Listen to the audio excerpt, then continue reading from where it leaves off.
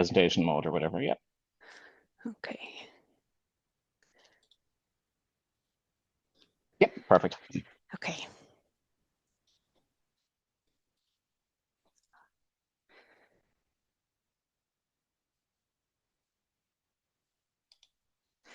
Okay. I'm just going to get my notes up here. So good afternoon, everyone. Firstly, I just want to thank the IPI for organising this event, and a special thanks there to Sean, to Ali, hopefully she'll be able to join us in a few minutes, and Terry and all the Marine Planning Committee in the IPI. I'd also like to thank my colleague Rob Fenley, who has helped me to prepare this presentation for today.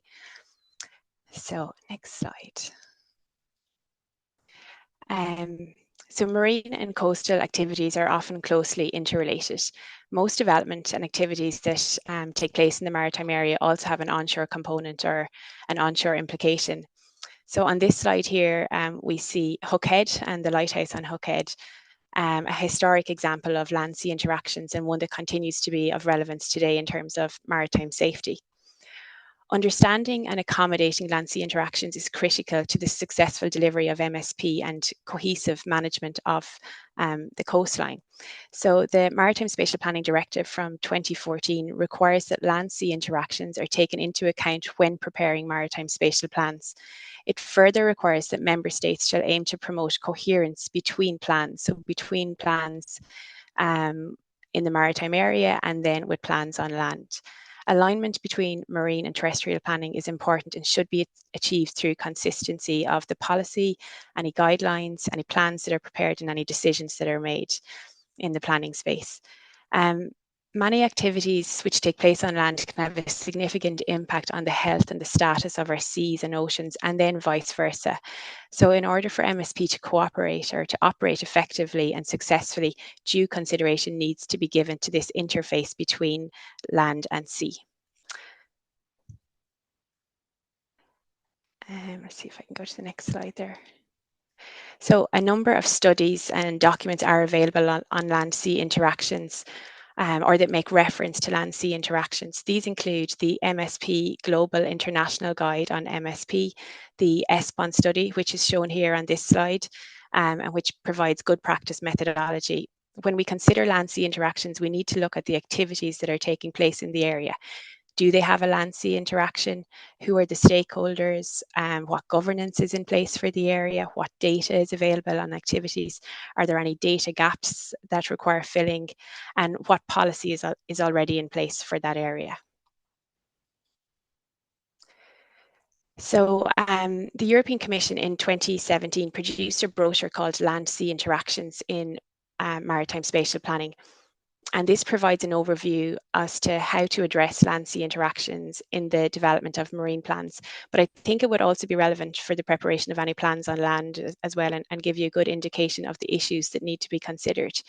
So the brochure identifies 8 marine sectors, and the study that was carried out to inform the brochure considers the land-sea interactions for each of these sectors under a number of headings, and these headings include the sources of information, existing policies and guidance, assessment tools, potential mitigation measures, stakeholders, and options for addressing land-sea interactions. Now, it is difficult to find this on the Commission's website, so if anybody wants it, you can send me an email at msp@dec.gov.ie and I will forward it on to you. It's really important that we have coherence between terrestrial and maritime planning policy, because this is essential for the effective management of development that has land-sea interactions. And there's a range of legislation and policy in place which gives effect to this, as you can see there. So we have the Maritime Area Planning Act, we have the Planning and Development Bill, the National Marine Planning Framework, and then the National Planning Framework and the most up-to-date draft Marine Planning Framework. So I thought it would be important and relevant to just point out what's in the Planning and Development Bill, and how this will address that coherence between maritime and terrestrial plans. So the Planning and Development Bill provides that the National Planning Framework shall include policy to provide for land-sea interactions, securing coordination with the National Marine Planning Framework. So this is really important. At the very top level of planning policy, we are going to have that coordination between terrestrial and maritime plans. Then it also provides that the NPF shall make provision for land-sea interactions and the promotion of this coordination.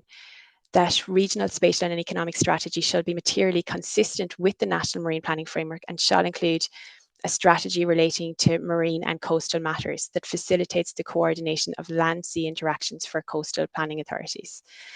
It requires that the development plan is materially consistent with the National Marine Planning Framework, and then it's to support all this and cover everything off. It says that when carrying out a function under Part 3, so that's the part that deals with all plans and policies, a planning authority shall have regard to the National Marine Planning Framework, the Marine Planning Policy Statement, and the Marine Strategy Framework Directive, to land-sea interactions and to the objectives of maritime spatial planning, which are set out in the Maritime Spatial Planning Directive. So, and then also the Maritime Area Planning Act provides that the Minister shall, in preparing the Marine Planning Policy Statement, have regard to the National Planning Framework.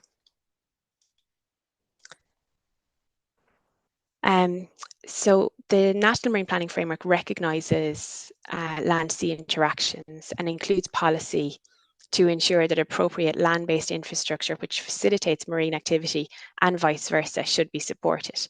It recognises that land-based infrastructure is critical to realising the economic and social benefits of marine activities. It notes that sustainable marine infrastructure that facilitates land-based activity and land-based infrastructure that supports marine activity should be provided for in the local authority's development plan.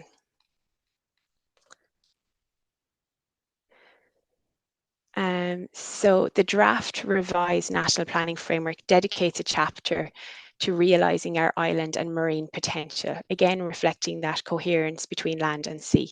It recognises the shared aims and overlapping areas of coordination between land and sea. It states that the sustainable utilisation of Ireland's marine resources will be influenced to a significant degree by how successfully we can align long-term spatial planning for our terrestrial and marine areas through the NPF and the NMPF. Complex relationships between land and maritime activity require coordination of many different sectors and actors, and especially given the amount of stakeholders you have operating along the coastal zone. So some activities such as renewable energy can have a presence both on land and in the maritime area, and require facilities and infrastructure which traverse both areas. The planning system plays a very important role in permitting the infrastructure necessary to capture, store and transmit such energy to consumers, and in doing so enable Ireland to utilise its vast offshore wind resources. Offshore renewable energy production can also offer significant potential to attract new green industries with high energy needs to those locations, and I think this is an area that will be evolving quite quickly in the coming years. So in the draft revised National Planning Framework, there's a slide, it's figure 7.1, which provides a good overview of the common aims and the areas of overlap between terrestrial and maritime planning, and it just sets out the sectors that are impacted by land-sea interactions, the environment, governance issues, and the data that has to be considered. So this figure 7.2 illustrates the relationships between terrestrial planning policy and maritime planning. And then in the South Coast DMAP for offshore renewable energy, which was approved by the Houses of the Oireachtas last week, this was required to consider land-sea interactions. So as I said in one of the earlier slides, we are legally obliged to consider land-sea interactions in accordance with the MSP directive. And this is also reflected in the MAP Act. So the plan recognises the importance of alignment between maritime and terrestrial planning policy, noting that it will be important for regional and local plans to support the principle of onshore infrastructure and facilitate ORE. And it will be, I suppose, very important to enable the implementation of the South Coast DMAP to have that alignment in place between plans. This illustration, it provides an overview of the land-sea interaction specifically for offshore renewable energy. So we have the overhead lines on land, grid substation, then onshore substation. And then out on sea, we have the substation platforms and the turbines. And then linking all that, you have the cables bringing the energy onshore. And you can also see there then just the breakdown in the areas. So we have the near shore, and then beyond the 3 nautical miles, we have the outer maritime area.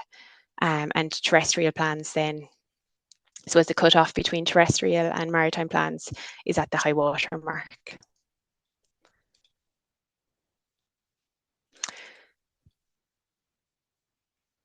So this slide is for the southern region.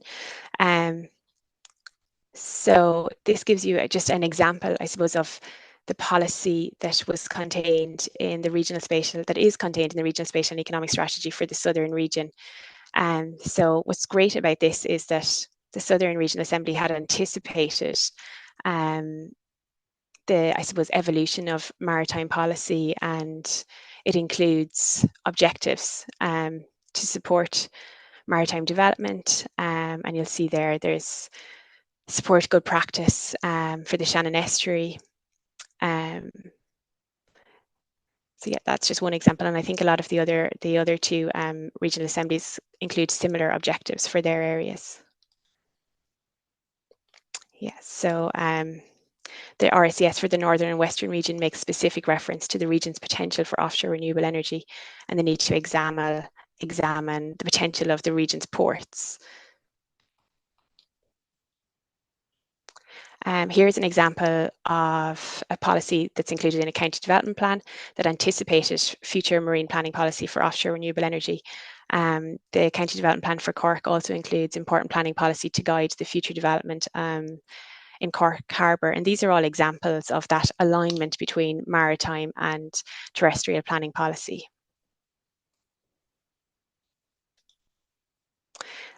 Here's another example from Mayo that supports land-sea interactions, and Mayo have also been active working on a maritime strategy for their county. So this illustration shows the interaction and alignment of the policy across the hierarchy of plans. And I think it's important to note here that when a designated maritime area plan is adopted, it becomes part of the National Marine Planning Framework. So it sits up there at the top of the hierarchy and comes in within that broader umbrella of the NMPF.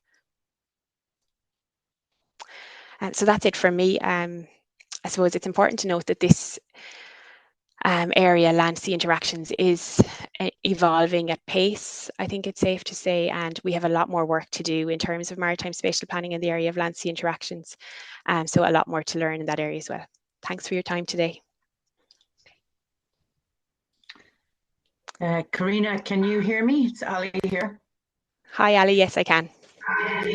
Yes, and just to everyone out there, look, sincere apologies. There was a IT issue literally before we went go live. So look, Karina, I know you don't need a huge amount of introduction, so thank you for doing that for yourself, and thank you for the presentation. I think what we'll do is, because of the IT issue at the start, we might wait until the end of the session for questions. We've got 2 speakers today, so we might have more time for questions at the end of both talks. So look, again, apologies for the IT gremlins. You can't see me because of those gremlins, but anyway, Ali Robinson's my name. Look, I'm going to try and moderate today from behind the screen. So my background's in marine geology, and I've been very involved with MSP and the Marine Spatial Planning Committee in the IPI for a number of years. So look, without further ado, what we'll do is we'll go to Dr. Eugene Farrell, who has a very interesting discussion on building coastal and marine resilience, and a talk I'm very much looking forward to hearing. So Eugene, don't want to throw you in the mix there. You probably thought you had a little bit more time. Eugene is a lecturer in physical geography in University of Galway with research interests in geomorphology and coastal resilience. He's an associate editor for the journal Earth Surface Process and Landforms, and an international reviewer for the research agencies in 8 countries. Eugene was elected as Ireland's nominee for the European Marine Board group that published the position paper on building coastal resilience in Europe. And this direct involvement of volunteer community groups and government bodies in his research, his research extends far beyond the academic sphere. So very interested to hear this discussion, and very relevant to practitioners and planners on the ground, and we'll get to see a view of nature-based solutions and community engagement. So Eugene, if you're okay to go, we might hand over to you, and best of luck. Yep. Thank you, Ali, and hopefully I'm on presentation mode and you can hear me clearly. I'd like to thank IPI. The turnout is phenomenal. I wasn't expecting this many people in the audience, but that's great.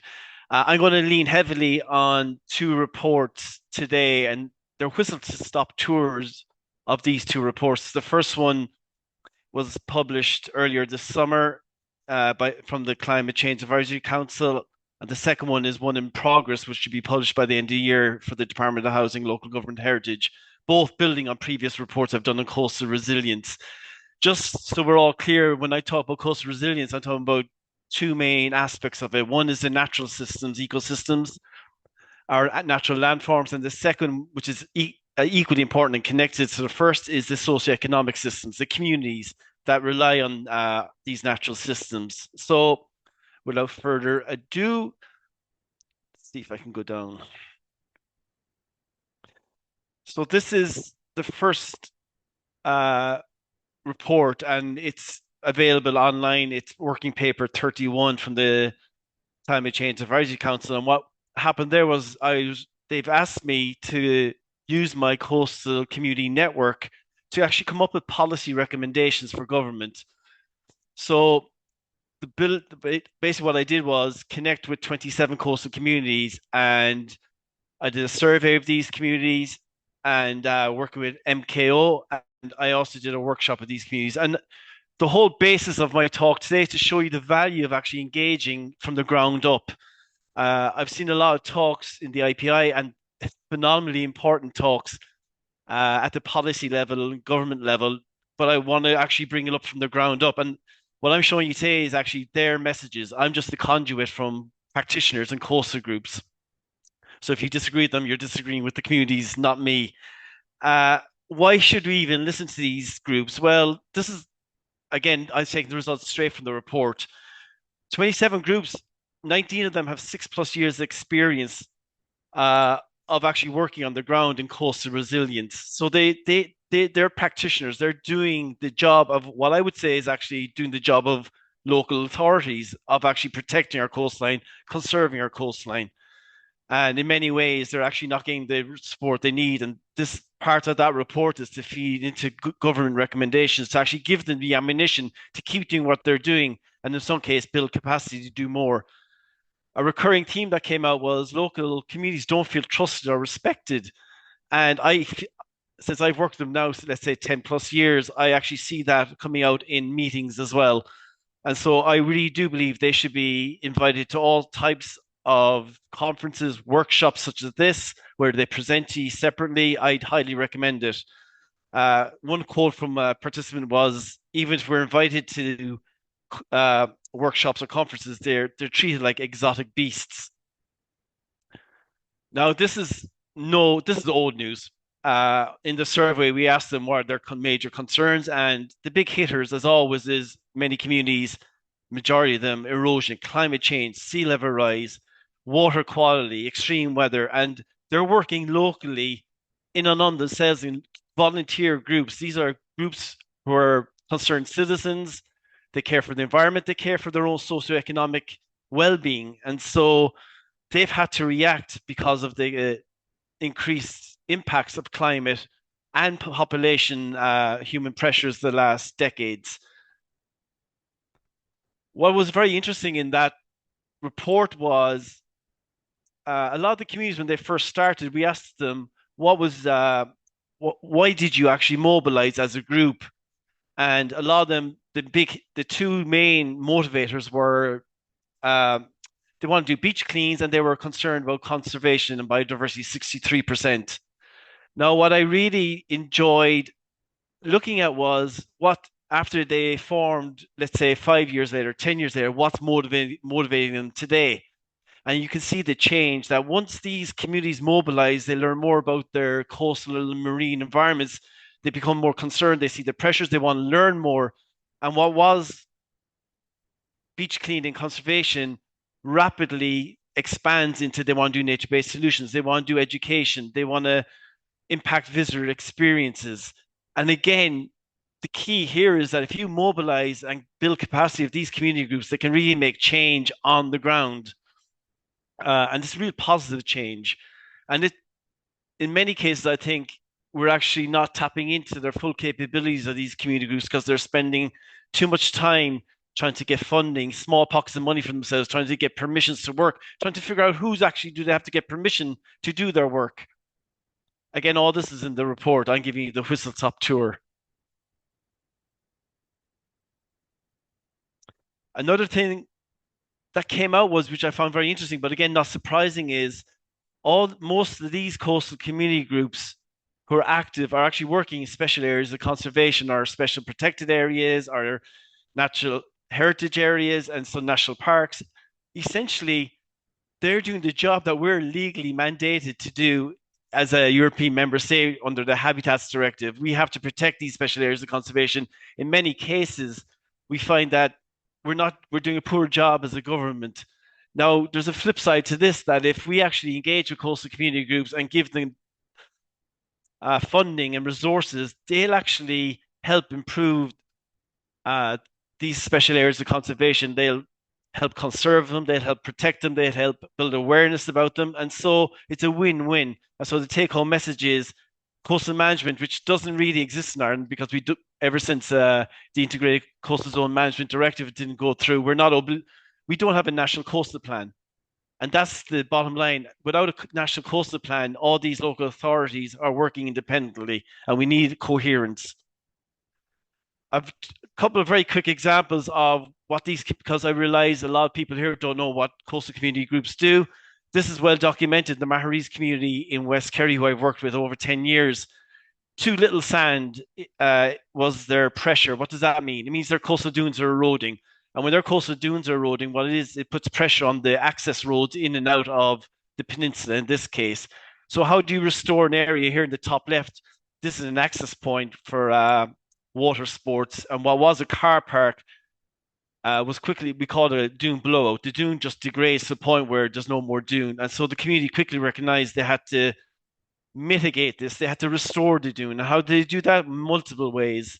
They cut off access to people actually driving their cars on there. They also did things like marram grass planting to restore the vegetation. They cut off access to basically control the path by using fencing, which all sounds great and it works.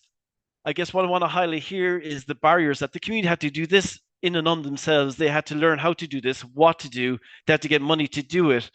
And they had to get permission. They didn't know who to ask permission from to do this. And so it's not a question. We know in theory, these nature-based solutions work by basically restoring a dune that builds up the dune. And the best defense against storm surge and erosion is actually have a big bucket of sand with vegetation that's very stable. But to do it, it takes a lot of work by the communities. This is a second example from the same place, which is too much sand. In certain cases here on the right, I've laid out the chronology of what happened in this area. In the red box, this road, which is the only access road in and out this peninsula, which is 4 kilometers long, there's 2 community groups, 2 villages on the top of the peninsula. Basically, the storms came in, a lot of wind-blown sand was blocking the road. And so winter 2015-16, the road had to be cleared 17 times. Now, this is one of the main motivations for the community group in Maharees forming that winter. They've had enough. When a road is closed, it means students, school children can't go to school, you can't go to work. And so the whole fabric of the community is impacted. And so to come up with a solution, they said, well, what can we try maybe fences? And so I worked with them to basically design 3 sand fences. And these are well known in theory worldwide that they can work, but When they went to the Kerry County Council, they were not interested because they were saying it's a special area conservation. These dunes, you can't touch them. Go to National Parks Wildlife Service. MPWS said to them, well, it's a special area conservation. You can't really do that. So how do you actually get over this? Well, we brought them all to the dune. And so you can see we had a meeting with all the stakeholders, MPWS, Kerry County Council, local community, and as a scientist with my colleague from University of Galway. And we explained that these fences are temporary. They're wood. You can take them up. It's not a seawall we're building. More importantly, and it's on record, that if they didn't do something, it's going to come a time where paramedics can't get in and out of the peninsula and there could be a fatality. So that helped bypass what was a barrier. And so the community group got money from Kerry County Council, got permission from MPWS, and they put in the sand fences. Now, the take-home message again here is to get this simple nature-based solution in place took so much emails, so much meeting, so much funding, and also they had to deploy it themselves. Local community, school teachers, just normal citizens went in and they've actually had to maintain them and raise the most seaward fence a couple of times because of so much sand deposition. But it works because ever since they installed the fences, the road hasn't been blocked since. The last example is in the same area. You can see the change of color on the dunes here, and this is called sea buckthorn, and that was put in place, I think, in the 1960s to stop windblown sand, which is fine because it did do the job. And we've done the work here in University of Galway. This is an invasive species, and it's basically expanding rapidly in the peninsula to the point where in the last 20 years, from 2003 to 2023, it expanded 98%. And that has negative effects because it's basically outcompeting the local dunes. And why is that important? On the right here are dune slacks, which is the home to the famous natterjack toad, which we know Minister for State, Malcolm Noonan, comes down and they do natterjack toad releases. And it's a protected species, the natterjack toad. But here's the problem. The natterjack toad depends on these sand dunes and the dune slacks, which are the water, basically these are water pools in between low-lying areas of the dune. And when the sea buckthorn surrounds them, basically the habitat is lost for the natterjack.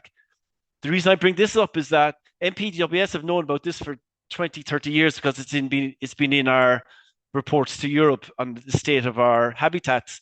But they're not interested because this is privately owned land and it's really, really difficult to engage landowners. So we're basically at an impasse here.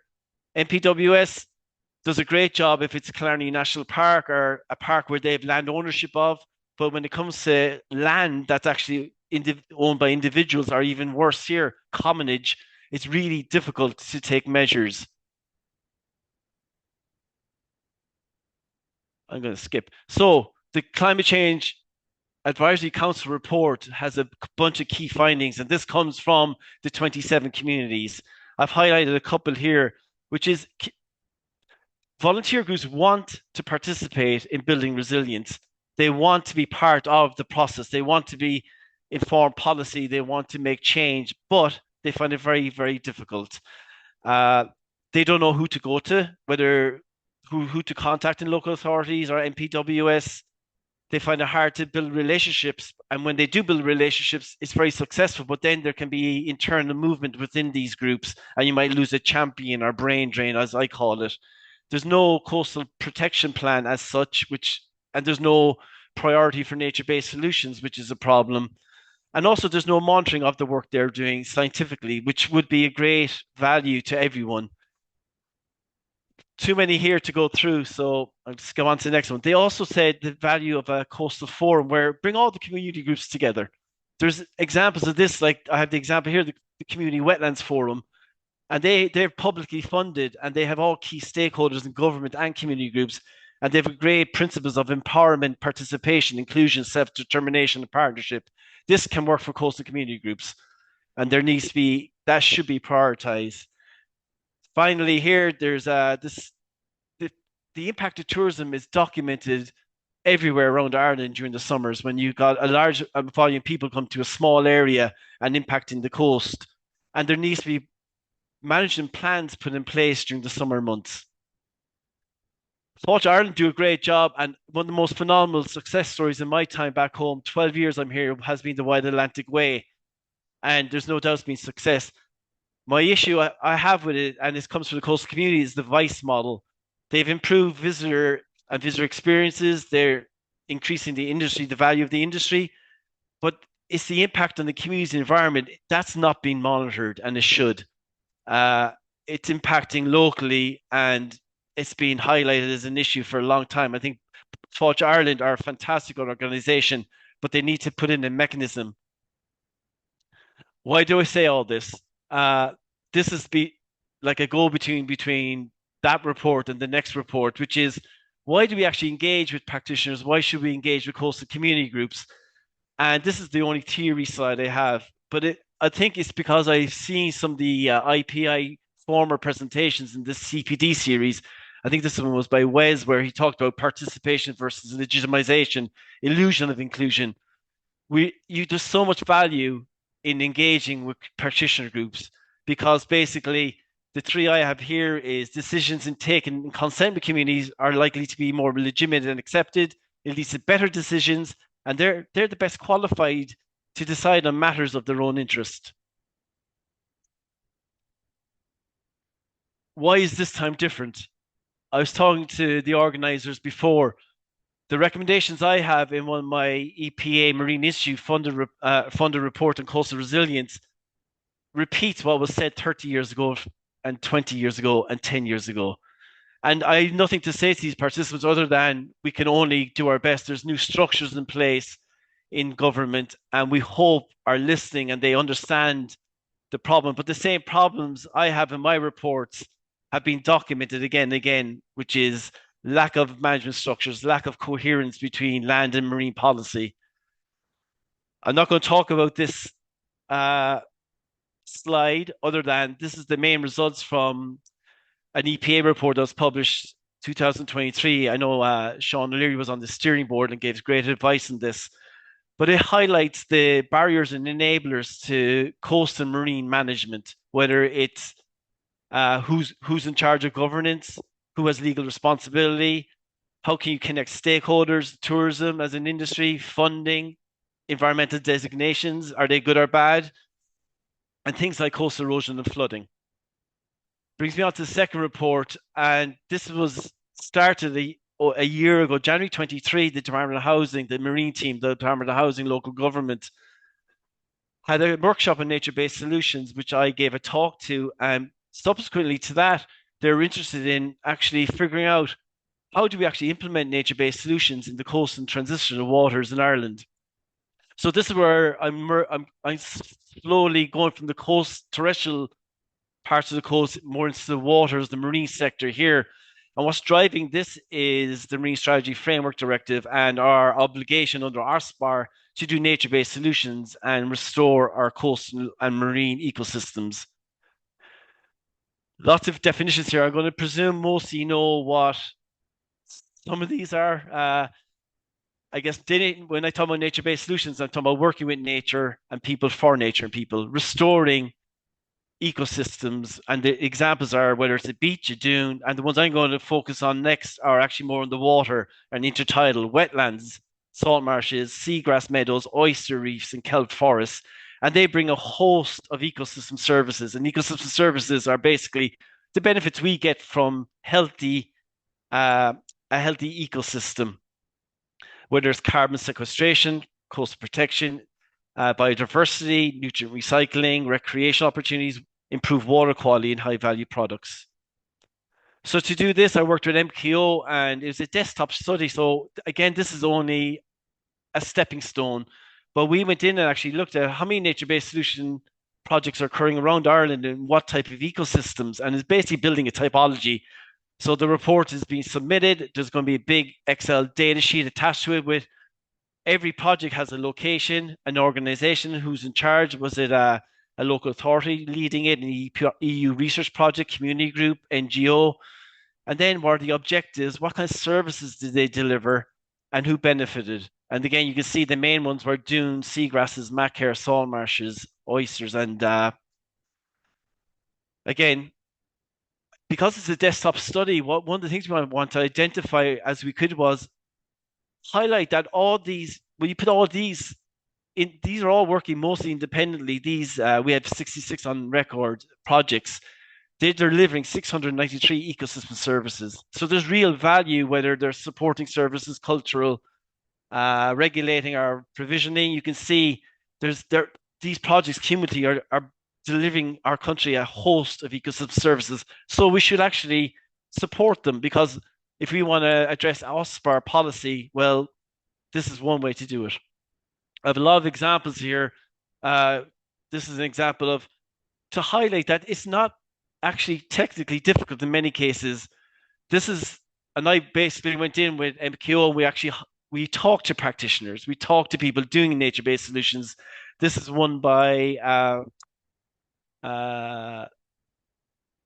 Fingal County Council. Hans Visser was leading this. In red here in the Turvey Nature Reserve was a levee that he went in with a digger with his team, and they simply removed the levee and re-wetted an area that they owned, which was a key to the success. It didn't cost a lot, he says, and in the main it was the case of leaving nature to its own devices, and that model can be replicated. And what's happened is they've turned the area into a phenomenal wetland reserve. There's an example in Cork where it wasn't by digger, an area called Harper's Island got in 2003 and 2007. You see the top of this island is wetted, and that was a breach of our barrier basically by flooding. And after that they said, okay, why don't we recreate the wetland? And working with Birdwatch Ireland, they've done a phenomenal job, and actually subsequently gone in and done scarps with diggers and actually dug out some pools that are essentially essential for birds and providing ecosystem services. I realize I realize the time. You're okay, Eugene. You've got 5 more minutes. Yeah, 5 more minutes, and then we'll go to questions. So for each ecosystem, in this case, Saltmarsh, in the report that's going to be published later this year, we have key recommendations. The wetland one was very interesting in our terms of planning. Was if you want to re-wet an area, then there has to be room for a wetland to be re-wetted. So we need to protect areas behind marshes. We call that accommodation space in geography terms. And so a key point was map out the accommodation space, because these salt marshes want to go inland as sea level rises, as storm pressure increases. Marshes are smart, nature is smart. What it does is move inward and upward, so it moves inland. But if there's no room to move inland, then they get squeezed out and we lose the ecosystem entirely. We need to build up examples. These demonstration sites are key to explain to local authorities, explain to government that these are not difficult in many cases. It just needs planning and leadership. And we've also done a quick summary of what sort of authorities and advisory agencies would be involved in this case for wetlands, in planning, in looking at management, and looking at different aspects of it. And you can see quickly there's lots of authorities involved. This is an example, the value of oyster beds. Again, this is evidence-based, where a study was done in Galway of the famous Renville Coastal Walkway, which is under severe pressure from erosion, that actually funding and restoring an oyster bed just offshore of it in South Galway Bay would be cheaper than doing our hard engineering approach. A lot of information I get on oysters restoration, native oyster restoration, came from QMBO, a phenomenal organization. Key considerations 18. No way can I go through all of them, but this is the report, and you're welcome to read the report and get back to me. But there's science barriers, there's planning barriers, there's lots of barriers to actually try to restore oyster beds all around Ireland. For example, where do we put them? And this came from Europe, which is a study of actually identifying suitable sites. Well, there's essential data and there's desirable data to make these decisions. And you can see it's a long list of data. And we need to figure out in Ireland, what data do we need for all these ecosystems to restore them? It's a long road ahead. Seabed, or seagrass, the name seagrass right now in Ireland, the main take-home point here is that community groups, NGOs, Coast Watch Ireland in Wicklow or Wexford, for example, they're the ones managing them from invasive species, and they don't know who's in charge, like who should be doing this job, because it's in the water. No one really wants to take ownership of it, and it's very frustrating for them. People are trying to restore them. Lee Morrison and his group in Galway are trying to restore them on a small scale. So if we want to scale up this, which we do by under policy and under planning, new planning, uh, um, I guess new planning structures, this is going to happen. The question is, who's going to do it and how are we going to do it? A recurring theme in oyster and seagrass was the catchment. The marine is front and center here, but ultimately what happens in our catchments is impacting our marine. How do we know this? The number one barriers that came out when I talked to practitioners was water quality. Too much turbidity, which is too much sediment coming down because the rivers are now drains, really. They don't even act like rivers. The water comes faster, carrying more sediment with it, and it's carrying more nutrients. We know this by just this summer. The 2023 EPA report came out, and the East, Southeast, and Midlands water quality is still poor from nutrients. So the key findings of the report, and I took them. Don't want to go through them. I want to go through the big picture items, which is when you look at nature-based solutions and restoration Ireland, and this is something you probably know already. There's multiple departments in agency all have commitments to do it. And now the issue is, how are they going to work together? How are you going to coordinate all these actions? Karina talked about coordination. When you've got all these different departments with some sort of remit and restoration, well, we don't want to duplicate effort, and we want to basically make it effective use of resources. This is old news. We think about the marine protected areas, this 2.1% should be updated, but we're going to 30% protected area. How are we going to build MPAs and how are we going to monitor them?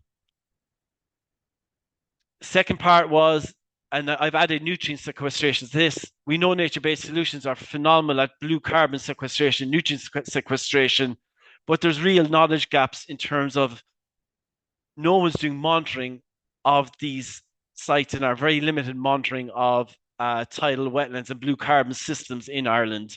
And so we need to build demonstration sites. The really key in this whole work is demonstration sites for each ecosystem where we can learn from and then apply in different areas. Again, going back to the overall assessment, we've lots of nature-based solutions going on, but very limited scientific monitoring, very little coordination, and they find it hard to get support. So let's open up funds. Let's open up a forum for these groups to work together and learn from each other. Sorry, I apologize for the text-heavy slides. And finally, this is this is only one part of the report. What I'm showing you is we actually don't quite know the economic value of these healthy systems. We have a fair idea from an EPA report done 2018, done in Galway, which is valuing Ireland's coastal marine estuarine ecosystem services. And it's at least 3.58 billion per year if you have a healthy ecosystem because of all the services they provide. There's been studies on the UK of which you can apply a rough valuation method using theirs, and they come up with 2.57 billion per year. The reason it's hard to monetize many of these systems for many reasons, which I can get into the Q&A, but without actually having the value of them, then the bean counters and the investment, the cost benefits of it are hard to actually establish. All right. That we can learn. I'm going to finish up and finish with one last slide. Sorry. This came from a report I did recently. It's published last year, which is the same issues come up Europe-wide, which is to build resilience, there's scientific recommendations and there's policy recommendations. We need to engage with stakeholders. We need to use natural capital. We need to measure what we're protecting and restoring. And then we need to do nature-based solutions versus hard engineering. Wow. Uh,